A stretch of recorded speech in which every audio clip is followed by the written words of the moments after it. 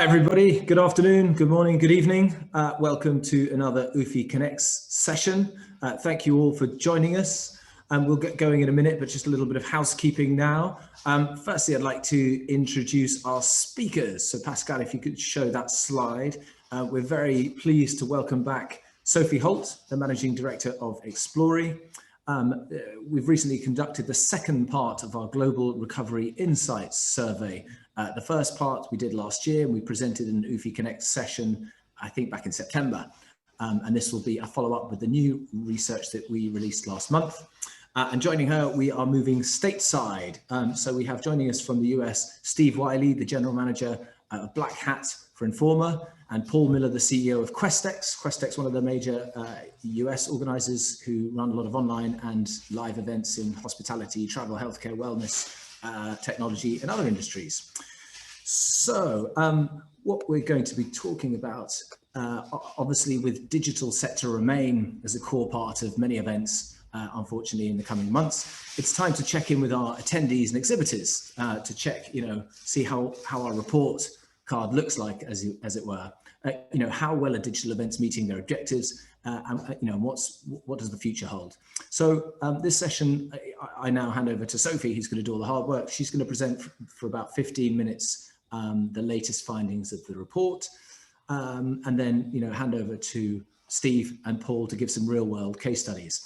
As always, we're trying to make this as interactive as possible. So if you have any questions, please ask them in the chat down below, and then the UFI team will come to you to kind of put the questions yourselves. If you can turn on your camera and you can ask them to the speakers yourself. So without further ado, one more thing actually, there's one more welcome to say. So we have a new member of the UFI team, Caitlin Reed, who's just joined us, who helped put this session together and is working with us on all of our UFI Connects programs. So welcome, Caitlin. And again, if you have any ideas for future sessions or speakers, please just drop her an email, caitlin@ufi.org. So over to you, Sophie. Thanks, Nick. I know it can be hard to keep track of all the studies that Explori are working on at the moment, and I'm excited to say that the next phase of our Global Recovery Insights is in field right now. So hopefully going to be joining you again in a few weeks' time to look even further forwards into the future. But today I wanted to give effectively a report card of where we are at the moment. So we're going to draw some context from that Global Recovery Insight, but I also have hot and fresh pulled today from Explori benchmarks, what's going on in terms of digital events around the world right now. So let me pull up some slides for you.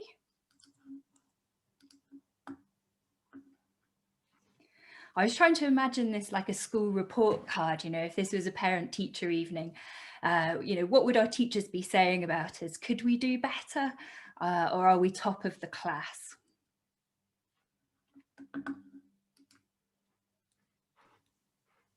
So really, we're going to look at how are virtual events performing right now for participants and also their sponsors and exhibitors. Give that a bit of global context, but also what we're thinking about, and this is why we've got Paul and Steve joining us on the panel, is what does this mean for the future in areas where live events are starting to come back, and hopefully that spreads to more locations around the world soon.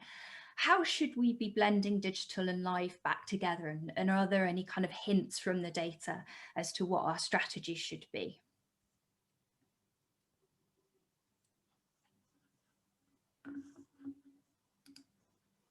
So the first place we're going to look is those Explori benchmarks. So those of you who know Explori or work with us, we work with all sorts of different live events around the world.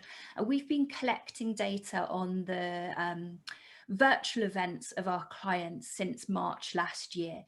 So we've established some unique virtual event benchmarks or digital event benchmarks that I'm going to give you some comparison about how they're performing versus live events.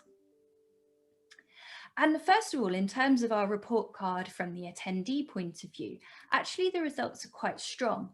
To give you some context, let's look at trade and conference benchmarks as well, because I think in some ways conferences are a better comparison here, and then also the virtual event benchmarks. So an interesting one to look at loyalty first of all. That's how likely are people to return to those events in future. Such an important metric if you're looking at growing your audience.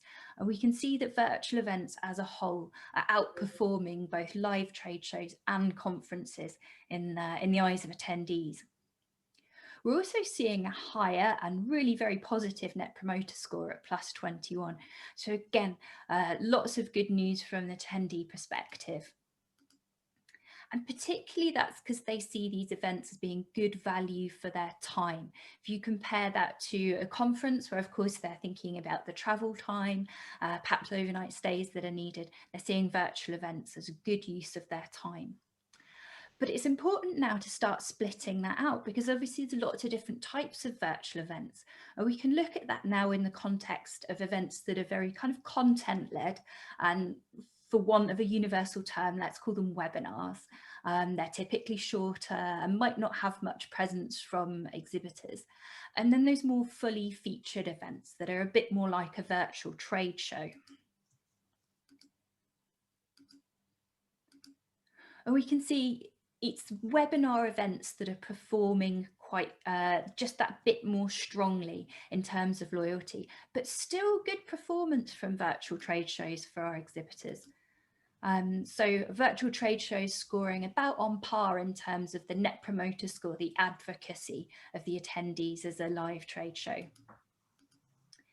And it's just that value of time that attendees are not seeing quite such good value as they do from webinars, which obviously tend to be more concise. But I compared these scores to tail end of last year. And overall, our virtual event scores in the eyes of attendees have climbed somewhat. And interestingly, that's driven by the virtual trade show scores. So the webinar scores have stayed quite flat as we went over kind of Q3 and Q4 of last year and into this year. Webinars are performing about the same, but virtual trade shows are really gaining ground. And I think that's something to be optimistic about as organisers really learn to leverage the platform and leverage some of the technologies available. I wonder how close those sets of scores will get now. Unfortunately, in terms of sponsors and exhibitors, it's not such a rosy picture. There's our benchmarks for trade shows on overall satisfaction, and I think return on investment's a key one to look at here. If we compare that with a virtual trade show, we can actually see that's one of the areas that we're falling behind in terms of the perceptions of our sponsors. And again, comparing that to where we were last year, it's flat. If anything, it's dropped back ever so slightly. So the picture overall is very good news around our attendees, but we've work to do in terms of sponsors and exhibitors. Obviously no webinar score there because typically a webinar wouldn't include the participation of exhibitors. But there's something interesting going on in terms of what our exhibitors and sponsors are telling us. This behavioural model compares loyalty, so how likely is a sponsor to return to the event, with their overall satisfaction, and allows us to plot it into quadrants. Now, we could focus on those 41% who are dissatisfied. Obviously, that's a concern because people in the dissatisfied quadrant are the most likely to become non-customers in the next cycle. But 32%, that's 1 in 3 of our virtual and digital sponsors fall into the apostle category. They're highly satisfied and they're highly likely to return. So it feels like for some sponsors and exhibitors, we really are starting to get it right now. And it's a channel that they're starting to value very highly. And that can be hidden in those overall scores because equally we've got quite a big group of exhibitors who are starting to reach that decision, saying digital events are not for me. So let's quickly give that some global context. And this is data from the Global Recovery Insights that Nick referred to. We launched that second part in autumn last year. If you're a UFI member, you can access this via the members section of the website. So you can see, again, looking at the same sort of aspects, different methodology, exhibitors are telling us they much prefer live across every aspect. And it's particularly the overall experience and the quality of networking they get from live events that makes us feel confident that they're going to be wanting to return to a live environment as soon as they're able to. But what's interesting is if you look at how those exhibitors have participated in digital events at the point they gave those scores. And they might have run their own virtual events, they might have sponsored somebody else's, or they might have had a content relationship, perhaps been a speaker. And if we look at their views on digital versus live, depending on how they, the kind of experience that they had, we can see something quite interesting. So here we're looking just at exhibitors who'd sponsored a third-party digital event. If you will, they are our sponsors and exhibitors. And compare those with either of the other groups, but the most extreme difference is those who haven't really tried out digital yet. You can see having that kind of dedicated sponsor or exhibitor experience, whilst yes, they do still prefer live, which is the grey bars at the bottom, you can see there's actually quite a big difference now in how strongly they rate the ROI of digital events. They also start to see the benefits in terms of generating sales and leads if they've had that dedicated sponsor experience. But what doesn't change is networking. They still can't reconcile the idea of networking at digital events being as effective as networking at live. That's really where live holds that huge premium over digital. So quickly, let's look at what our attendees are telling us.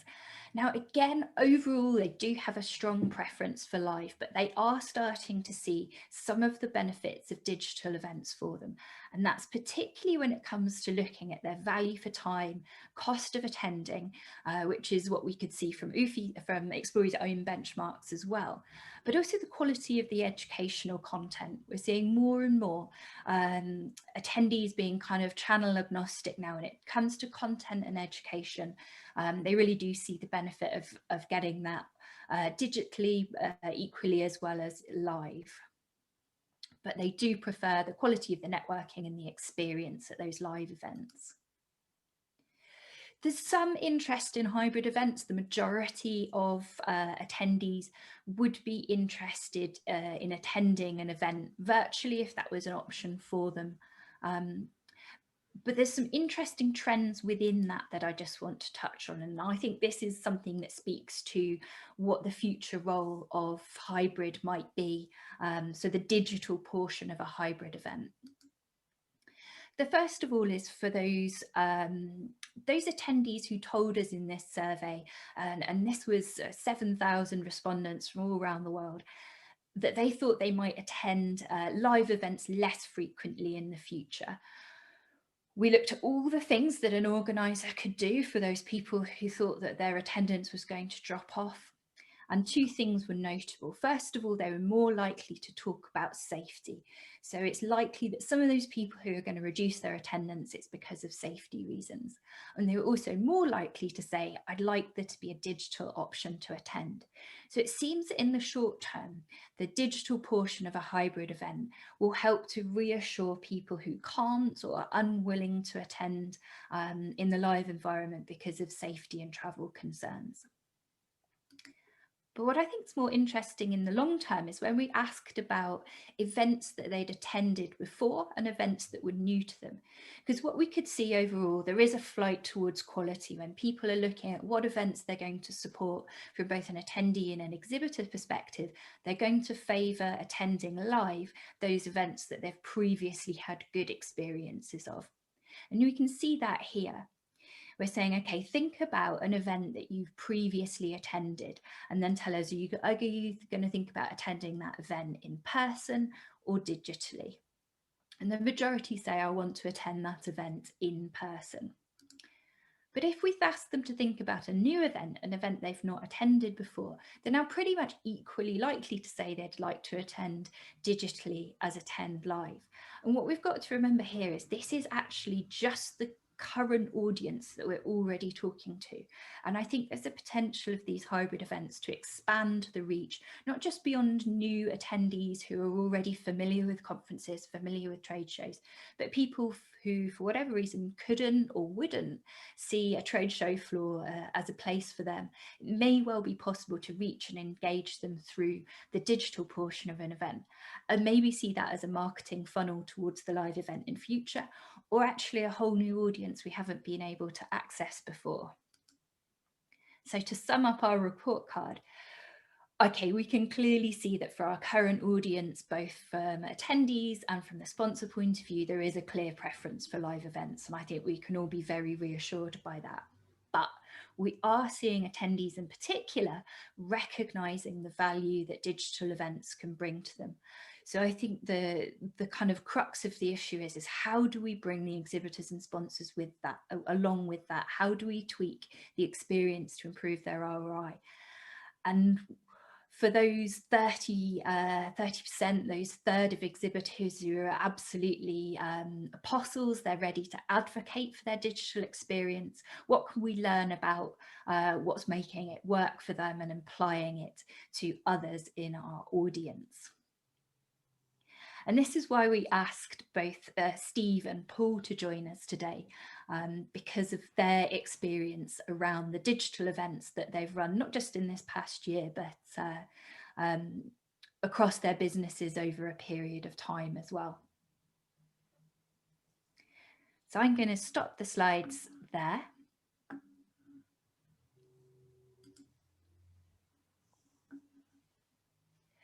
And I think it's time to move on to bring our panelists, Steve and Paul, on board.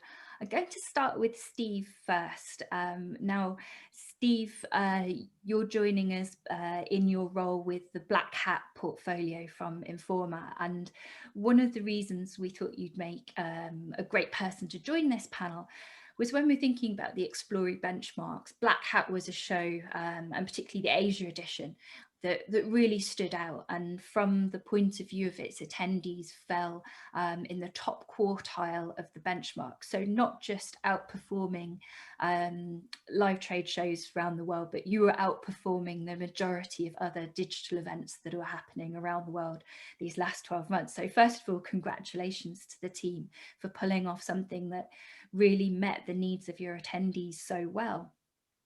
What do you feel drove those high scores?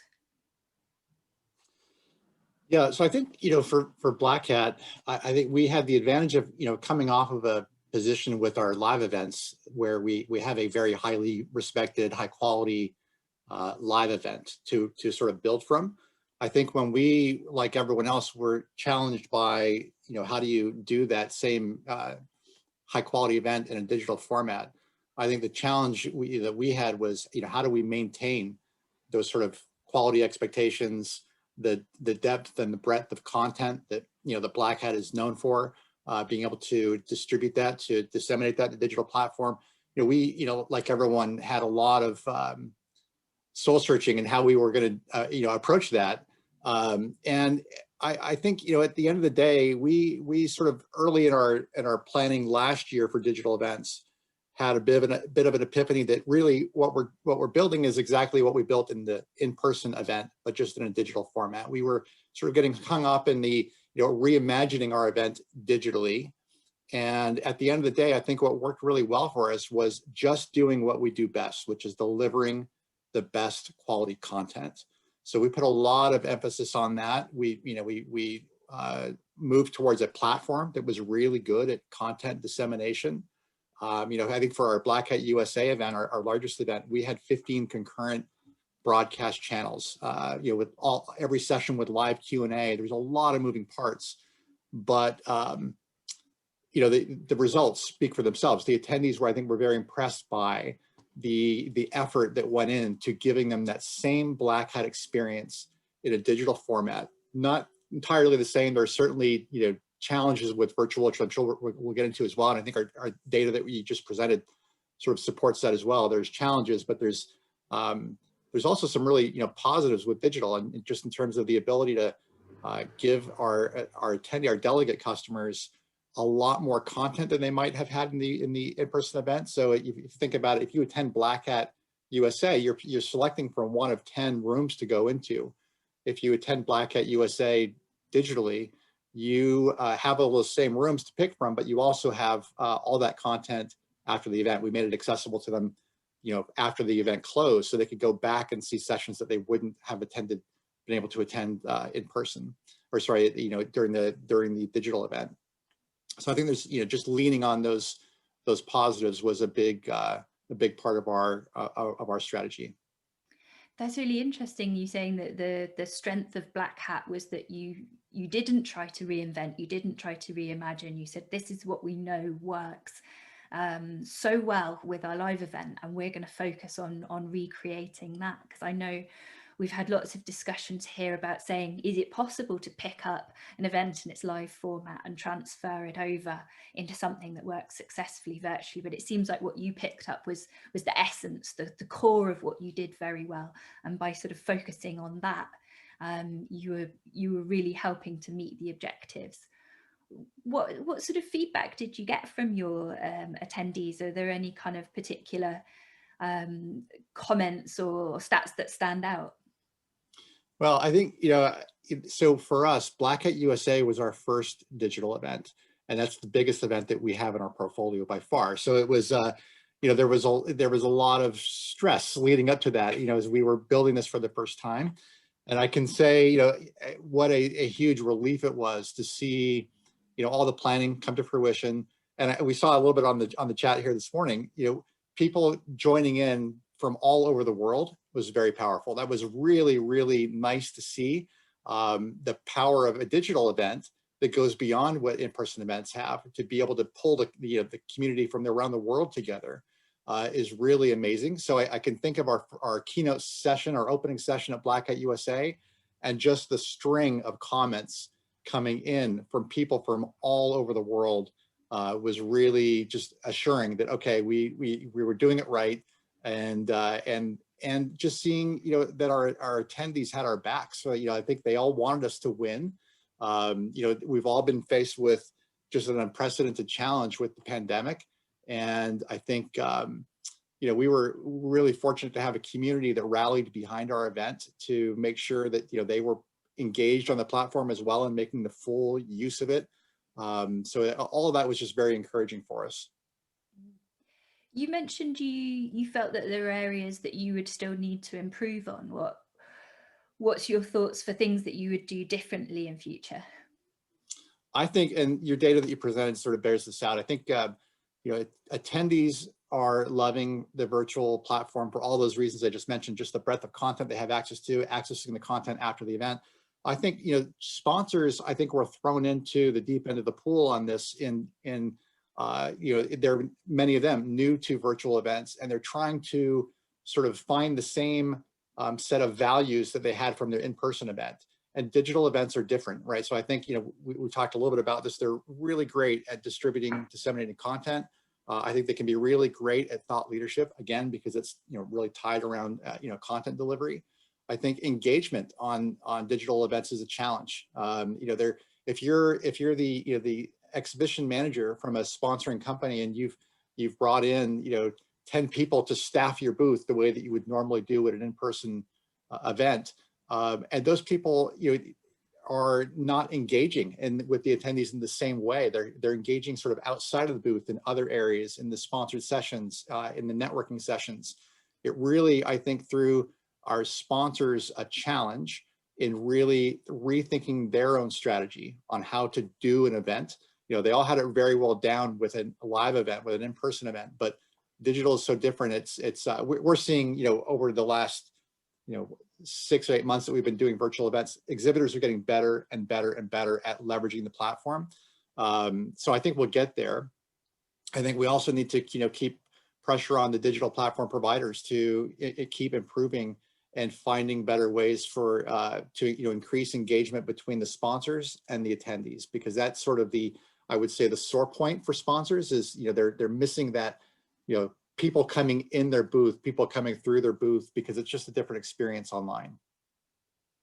Yeah, I think we're seeing that very much from the feedback as well, that's somewhat a bewilderment amongst exhibitors. They've been faced with lots of new platforms at which they need to get to grips with, but also that feeling of, how do I actually engage with somebody in a virtual environment? You know, they might be put together in a meeting that's been made by AI, you know, some very clever tech going on, but they don't really have that skill set yet to actually start that conversation in this unfamiliar environment.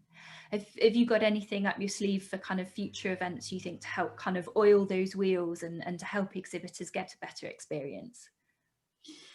Yeah, I think, at the end of the day, I think, where sponsors are really loving these platforms is from a lead gen standpoint, right? They're phenomenal at generating leads. So that part of it, I think, is I think well in hand.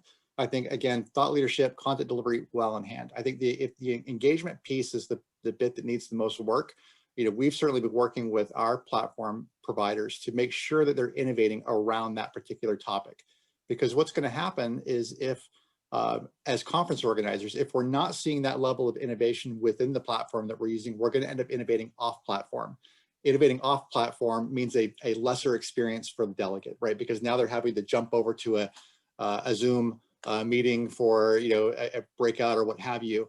So I think that the virtual platforms are under some pressure. I think they've all sort of been growing very quickly over the last year and learning very quickly over the last year, but we need to keep them squarely focused on the engagement piece as the bit that really needs to be better for everyone involved. Great, thanks, Steve. I just want to bring Paul in now as well, because my understanding is that Questex is coming from a standpoint of having digital events and digital product being part of their offering for some time now. So it wasn't so much of a pivot to virtual as other companies faced, although obviously the emphasis between live and virtual changed very much. So I'm really keen to get Paul's take on it, as what did those years of experience that your team already have, how did that stand you in good stead coming into spring 2020? Thanks, Sophie, and thanks for having me here. I'm still reeling from your parent-teacher evening report card comment right at the start, which sort of brought out some PTSD from my childhood days. You're absolutely right. We set out at Questex 2 years ago, just over 2 years ago, to challenge the notion that we could not engage communities 365, 24/7, irrespective of the medium that we were doing that through. So that's not really new, I don't think, although I think the emphasis has been changing depending on the company or how you see events as part of your portfolio. For us, events were, I should say, pre-COVID, about 70% of revenues, and digital was about 30%. What we did is that we built a team that was really digital first in its experience set. And we built that team to run an events business. So the idea was that we would engage with communities throughout the year. We would engage with that data that those communities kicked off throughout the year, enabling us to produce better event gatherings periodically through the year for those communities. And as said right up front, we cover markets from bars and restaurants through to travel, through to hotels, all the way through to life sciences. And eventually we get to tech, but nowhere near as prominent as Steve's Black Hat event, which I really wish we did have one of those, because that is a brand that really gets its community. And the community, I think, as Steve said, really is very supportive of helping that brand through, which I think is an important point. If you have that type of brand and that type of relationship with your community, that community will support you and allow you to experiment a little bit more than if you're just another brand in the community or another event that people go to. So we had a digital team running an event business, and a year ago, when we heard that Mobile World Congress was not going to take part in Barcelona, within 4 weeks, we had launched our first virtual event, which was a 5G event for the telecom industry, which we put on in March. And we were able to do that, and only able to do that because of the talent and experience that we had as a company. So Paul, did that replace a physical event, or was that a new event given you had the opportunity to do it digitally? It's a great, it's a weird answer, because I'm going to say it was sort of both. We were doing some sort of breakfast type events in Barcelona for Mobile World Congress. So we'd be having a sponsored breakfast sort of branded session. But what we did is we replaced that with a 5G week, which was totally different than the breakfast event. So did it replace a physical event? Sort of, kind of, but we just made it completely different. And we took it into a 5-day event rather than just an hour-long breakfast, and introduced content and networking to that. And I think, to our slight surprise, frankly, and our Net Promoter Scores came out in the 50s, the positive 50 for that event, which all of a sudden sort of sat us back, and we said, hold on a minute, we've got an audience here that is still desperate for information. They were unable to meet at the largest global gathering of that particular industry, but have told us that they still need to connect, they still need information education, and they still need buyer-seller relationships to progress. So we literally then pivoted the entire, sorry, I won't use that word again. We moved the entire organization to a digital first situation from, it was about March 13th last year. And we ended up producing 60 virtual events across Questex in the last sort of 8 or 9 months of 2020. With an average Net Promoter Score of plus 45, by the way. So somewhere, Sophie, close to your numbers, yeah. which we were really, really delighted with. And I have to be honest and say that was a much better Net Promoter Score than our live events. So I do think that the whole strategy of the company was sort of beneficial to what happened with COVID. I'd rather COVID didn't happen, to be quite frank, so we didn't have to test the strategy from that perspective. But the fact of the matter is that having a sort of a digital first approach was very, very helpful for us as a company. The one last thing I'd say is that it depended as well on the type of event, which I think is where you were going with your own research. We have cash and carry trade shows, bring in your goods, sell the goods to people that attend and see you next year, all the way through to large conferences where it's a 3 to 4 day sitting in an amphitheater, probably breakout sessions. And the latter certainly transferred better than the former to the virtual event format. As Steve said, content rich, the ability to get more content, to get more global participation, to get better level speakers, frankly, was the other thing that was a surprise. We were able to really up the level of speaker because they didn't have to travel. They were just doing it from their home office. So there are a lot of things that we learned, I think, by accident, if I'm completely frank. But I do think that it really came down at the end of the day to talent, and having the ability to have a lot of digital people think very quickly in a digital way. I remember saying at one point to the event ops team, we're going to do 40 events in Q2, and they're all new. And the team looked at me and said, there's just no way you can do that. You know, it takes a year to plan an event. You're not going to do it in 10 weeks. Well, we did. And so we learned, you know, there are different ways to do things. Some things worked, some things didn't. And in a digital environment, you just experiment again and learn again. That's the sort of framework. Well, what do you feel were the things that didn't work so well? We really struggled with the cash and carry trade show translation.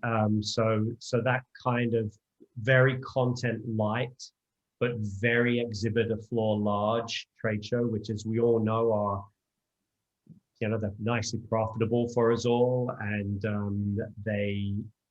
they're very visceral in terms of how do they work. If I bring in a box of goods and I sell a box of goods, that was a great show. And if I've got half my box still there at the end of the show, I've got a problem with your attendees. We really struggled to take that into the virtual environment. And if there was not enough content for us to really work with, we ended up sort of actually moving those events into something completely different. And we turned those events into help events for the industry. How do you get your bar back open? How do you get your hair salon back open? How do you apply for a government loan? So those types of, let's help the industry, because we certainly were unable to replicate the transactions that were happening on the show floor. Could you bring your sponsors and exhibitors on board with those health of the industry events? Was there still a role for them to play, or not exhibitors? Was that a need you couldn't meet that need? Yeah, exhibitors. And again, I think there was a point in your research where I wrote a note, and it's around education. You know, a lot of those folks, as Steve said, who know how to do the live event, they know where to put their 10 people and when to put them. It's very different in digital, and you know, in event marketing teams and exhibition marketing teams sometimes struggle with the digital medium. It's very, there's no place to hide in digital, by the way. The results are the results, and they're there right in front of you. There's none of that, hey, I think I had a good show. Type but it's all about the branding. Yeah, a lot of people walk by my booth. You know, that goes away in digital, in that you know exactly how many people engage with you and for how long. At what point did they drop out? So to answer your question directly, we did not really get the exhibitors to take part in those sort of industry help sessions, but we did get different types of sponsors. And that was kind of interesting, because those were the sponsors that saw an opportunity to help the industry through. Insurance companies, for instance, financial companies that were looking to invest. So those types of sponsors started to do the let's help the industry type sponsorship. But the exhibitors at those particular trade shows, we really had a lot of trouble bringing them over to well, I don't even know if we ever really cracked the nut on a virtual exhibition. A digital exhibition, digital conference, out of the park, really real home run. It'd be interesting when we're going to throw this out to the audience soon and see if there's anyone out there in the hive mind who has had more success in translating those exhibitors from more purchase orientated shows into something digital. Or is that something that we haven't been able to crack yet? What do you find has worked really well for the sponsors? I think you touched on the idea now that you're able to create content that's very quick and very timely for the industries that you serve. And I know a lot of that's driven by the data that you hold as well from the content that you create as a business as well, giving you the sort of overview of what's happening in a market. Do you think that plays to the advantage of attracting high value sponsors? I think so. And again, it was very market specific. So in the more technology driven markets and life sciences and healthcare, which I think are akin to those markets in terms of how they measure the success of their marketing expenditure, they were able very quickly to see, Steve already touched on one big point, they were able to see lead generation. They were able to see that they were creating leads for their products very, very quickly. And they knew how to do that and to fulfill that and take that through the funnel. They were able to see where there was a chance for thought leadership. I think, again, two words Steve used as well, where, hey, if you're going to do a life sciences conference on how Moderna created its vaccine for COVID, we want to be associated with that, because we've also got some drug discovery solutions that we're very proud of, and we see ourselves as a thought leader. So we're willing to put money behind that. So I think the more sort of, I hate to use this word, but I will use it, sophisticated digital marketers were very quick to glom on to the fact that this was a fantastic lead generation opportunity for them, terrific thought leadership opportunity for them. And I think they then learned that there were other benefits like, hey, if we populate the chat rooms and we start to monitor what questions people are asking, that gives us even sort of free insights into what our potential customers are really dealing with. And those folks, I think, really grasp the potential of the medium. I think in other areas where it was just a sort of a straight, hey, you spent 10 grand on a 10 by 10, and now you're going to spend 6 grand on a sort of a digital catalog type of option, that just didn't work as well, because that was just kind of an off-piece kind of list of logos that you kind of clicked on. There might have been 2 or 3 people sitting behind a virtual booth. And it was a sort of, a sort of an intellectually lazy way, I think, for us as event operators to sort of translate the experience of live into digital. It reminded me a little bit of, if you remember, when print first went digital, we used to have the swoosh page noise. I don't remember that, Paul, no. You probably don't. I'm too old. Yeah, I do remember. Sorry, Sophie, I didn't mean to insult you. Yeah, we used to have the swoosh noise of the page going on digital, as if you were turning a real page. It was kind of like, really, you're now out of the print medium and you're in a different medium, and you need to treat it differently. And I think that the key, I think, to this particular set of research that you're doing, and frankly to the apostles, to use your word, is that once software gets its fingers into an industry, it doesn't let go. It does not let go. Once Uber got its hands into the taxi industry, all kinds of chaos and disruption happened. Same with Airbnb. And I think what we're looking at here, with the results to be decided, is that, you know, the digital event and software has its hand in the event industry right now, and it ain't going to let go. It's not going away. We're going to have to, as Steve said, continue to push the vendors, continue to innovate ourselves, continue to really study the data. And I think you'll find that some of the answers to some of the questions are going to be staring at us. They're probably hiding in plain sight right now, frankly. But we're in this, I think, for the long haul. We thought so 2 years ago. We definitely think so now. Mm. Thank you, Sophie. Sophie, can I just jump in now, actually, because we've got quite a few questions coming in. Brilliant. I'd like to get to that. And in fact, Paul mentioned the apostles there, and our first question was in fact about the apostles for you. So it's a great segue. So Andrew Mobbs, if we can, Andrew, if you can turn on your mic and ask your question, please. Good stuff. Thanks very much for this, guys. Thanks, Sophie. Yeah, no, it's a very simple one, really. I mean, it is interesting to see this bifurcation of exhibitors with, you know, almost equal numbers loving it and loathing them. And so I guess the question is, what is the, you know, what can you learn when you drill into the detail of that 31% of exhibitors who are apostles? You know, are you seeing, I don't know, perhaps consistency by sector? Are you seeing them kind of scoring particularly high in one area over another area? Just be interested in that. Thanks. That's what we've had to kind of embark on a couple of projects to try and answer, actually. So no, they don't seem to segment out by sector or geography.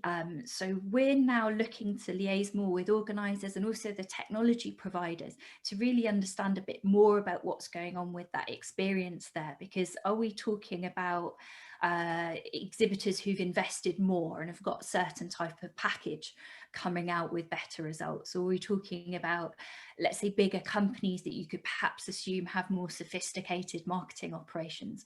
Or are they the companies that have really, really got on board with what those platforms have to offer? And like Paul said, you know, being in the chat, pushing those meetings, promoting and things like that. So we're working very hard with a lot of the digital platforms to kind of bring that data into the analysis that we're doing. We hope we're going to be able to cast a lot more light on that very soon, because unfortunately the obvious candidates like sector don't really speak to what might be going on there. Paul or Steve, do you have anything to add before?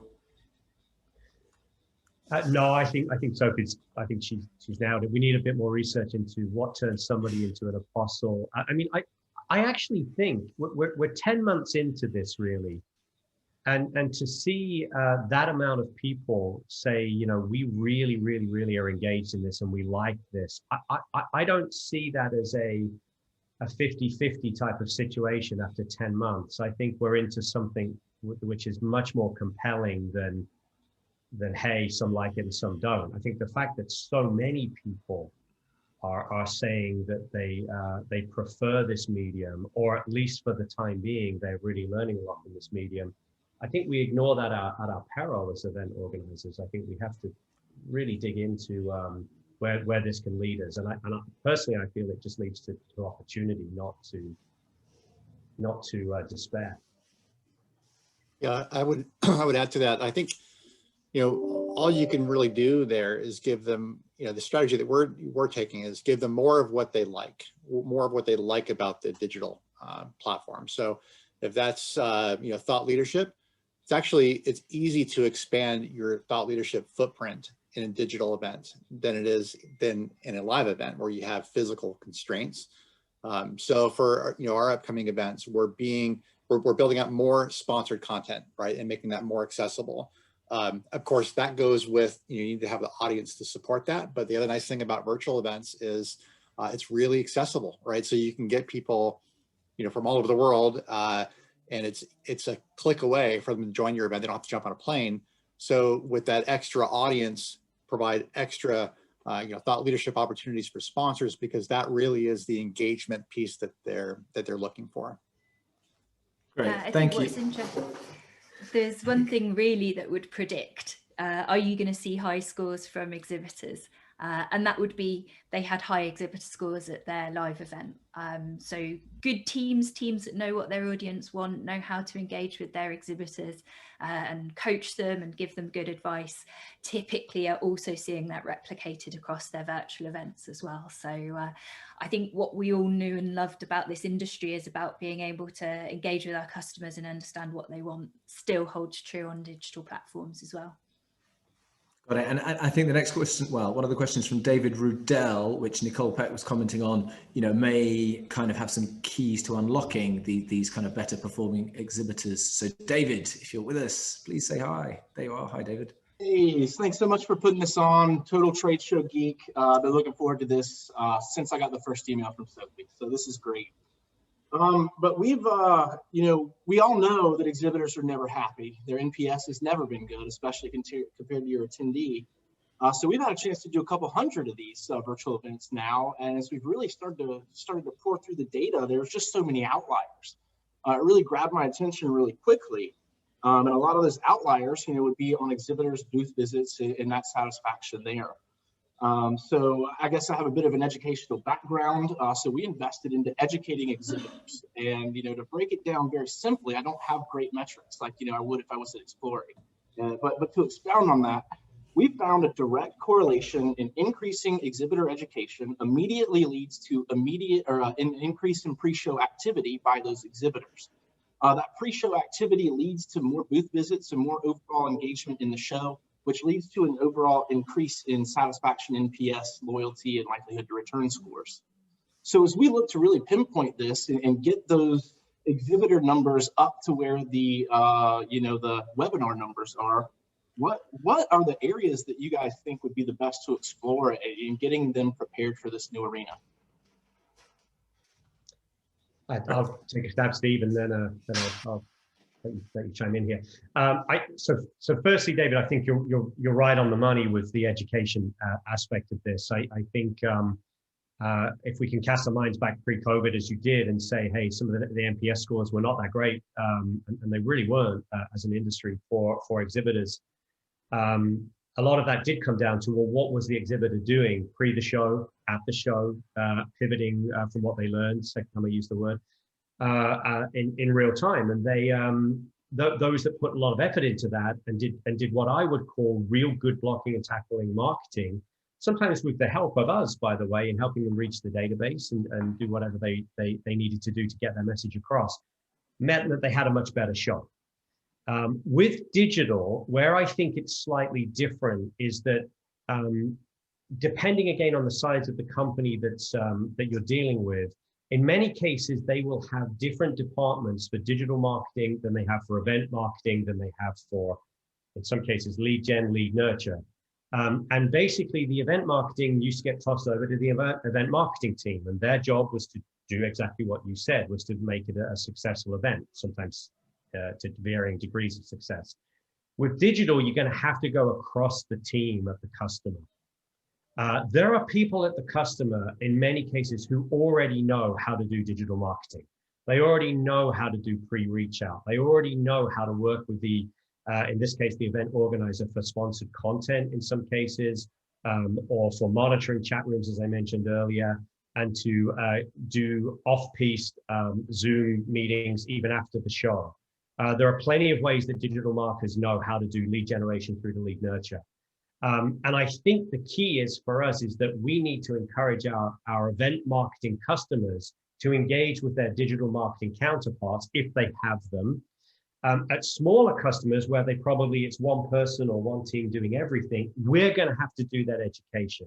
So what we're doing is we are sharing what has worked at our events with every single salesperson and every single marketing person across our entire portfolio. Here's what's working. Here's what's not working. Please share this with your customers and try to educate them on how they can bring that. So the reason that's important is that we can do a life sciences event where they're very sophisticated. We can have AstraZeneca there. They can get great results from it. We can share AstraZeneca with a bar owner or somebody that's trying to sell into a bar owner on how they can have a successful event. They may not have the sophistication of AstraZeneca, but they may have a really darn good product and they just need some help. So I think we've done 60 of these now. We've learned a lot. We're sharing that learning internally. We're sharing that learning externally with every single customer interaction we have. There comes a point where the exhibitor has to take on that marketing burden and do the work. That point does come. I don't want to blame my customers for not working, but there comes a point where the more you put in, the more you do get out of this. And I think what we're finding is that the heap of data that we now have that we can share with our customers already after 10 months dwarfs the data that we had for our live events over the previous 10 years. So in 10 months, we have so much we can share about what works and what doesn't work with our customers that I think it really bodes well. Now, there does come a point where you've got to have a great product, you've got to have a great marketing team, and you've got to execute. I mean, there's some stuff out of our control, yeah, but what's in our control is to share what works and to educate, and that's what we're doing. Yeah, Paul said that very well. I would just, add to that. Anecdotally, what I saw on a lot of our virtual events this past year was the exhibitors, the sponsors did not have the same level of engagement pre-event. What we would normally see running in the run-up to one of our live events, our community's heavily on Twitter, right? So the amount of Twitter activity in the run-up to Black Hat USA is just phenomenal.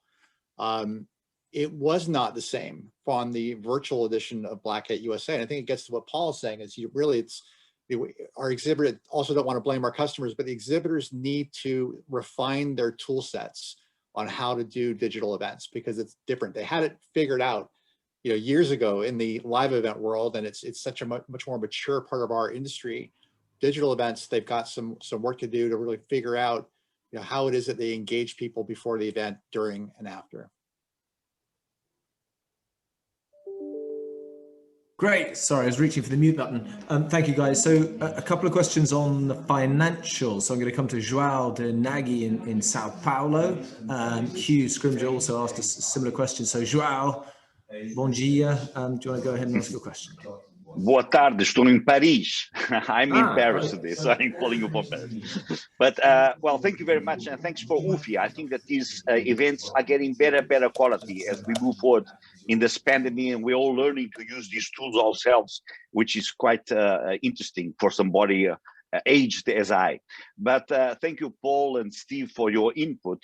And my question is very simple. Do you see us making as much money from these virtual events as we were making from the physical ones? Because if that's the case, and of course the pandemic has sped up the progress of the technology, which we knew was coming and now we are forced to use it, is one thing.